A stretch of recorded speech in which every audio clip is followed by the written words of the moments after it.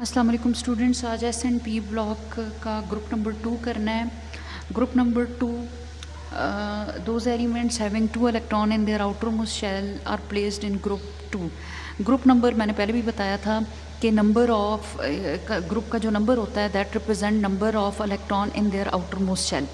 जो भी नंबर होगा उतने इलेक्ट्रॉन आउटरमोस्ट शेल में प्रेजेंट होते हैं। अब हमारा ग्रुप नंबर 2 है, it means they have 2 electron in their outermost shell. अगर ग्रुप नंबर 1 होता है 1 electron in their outermost shell. Group number 7 है 7 electron in their outermost shell. So whatever the group number is it represent the number of electron in outermost shell. So हमारा group जो है वो group number 2 है, तो इसमें 2 electron, जितने भी एलिमेंट्स होंगे जिनके आखिरी शेल में 2 इलेक्ट्रॉन आएगा वो इस ग्रुप में रखा जाएगा।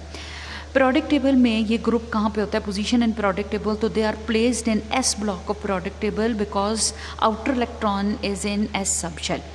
पीरियोडिक टेबल को ग्रुप और पीरियड के अलावा 4 और हिस्सों में डिवाइड किया गया है जिन्हें ब्लॉक्स बोलते हैं, and they R S P D and F block. और जानते हैं S P D and F block जो है वो सब शेल, 4 सब शेल को रिप्रेजेंट कर रहा है, S P D and F.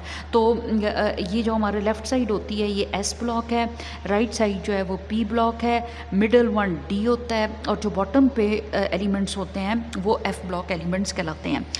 अब जो हमारा ग्रुप नंबर 2 है it is placed in s block because इनमें जो आउटर कन्फिग्रेशन के 2 इलेक्ट्रॉन हैं they are placed in s sub shell. ये जो आखिरी इलेक्ट्रॉन होते हैं जब ये जिस सब शेल में आकर रुकते हैं उसी ब्लॉक में एलिमेंट्स को रखा जाता है। तो हमारी जो ग्रुप 2 के मेंबर हैं वो सारे मेंबर ही अपने इलेक्ट्रॉन को एस सब शेल में आकर रोक देते हैं, इसलिए इनको हम इस ब्लॉक में रखेंगे, एस ब्लॉक में। इस ब्लॉक में हम इससे पहले एक और ग्रुप भी रख चुके हैं, ग्रुप 1, और एक फिर दूसरा ग्रुप अब आ जाता है ग्रुप 2।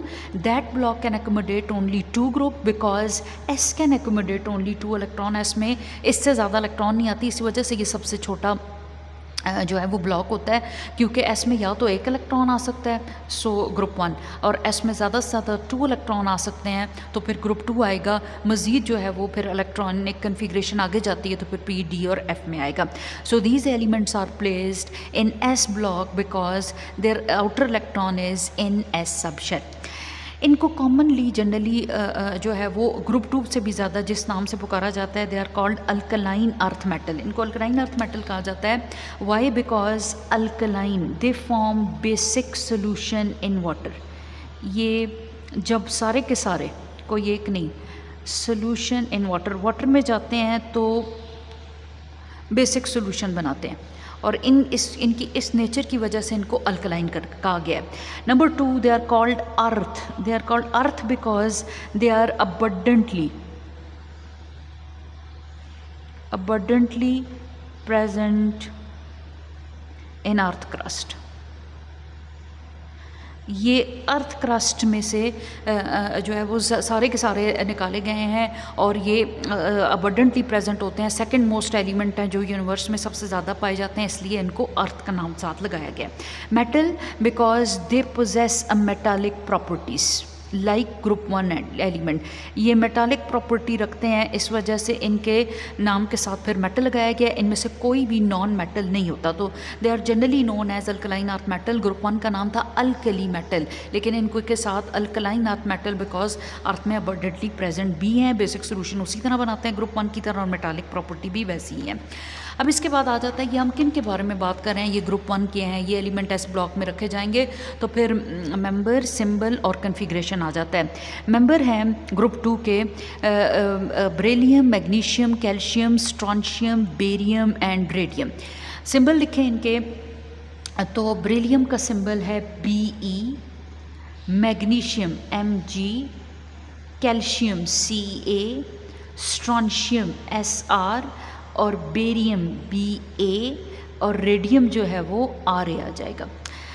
इसके बाद जो है वो ये एटॉमिक नंबर लिखे हुए हैं, नंबर ऑफ़ इलेक्ट्रॉन और प्रोटॉन। तो ये नंबर ऑफ़ इलेक्ट्रॉन को भी फ़िलहाल हमारे लिए इलेक्ट्रॉनिक कन्फिग्रेशन को में रिप्रेजेंट कर रहे हैं, यानी बेरिलियम में हमारे पास 4 टोटल इलेक्ट्रॉन है, मैग्नीशियम में 12 हैं, बाकी सब के लिए ये लिखा हुआ है। इनकी बेसिस पे हमने अब electronic configuration most important part करना है। इलेक्ट्रॉनिक कन्फिग्रेशन लिखने के लिए, इलेक्ट्रॉनिक कन्फिग्रेशन आप जानते हैं the arrangement of element in shell and sub shell.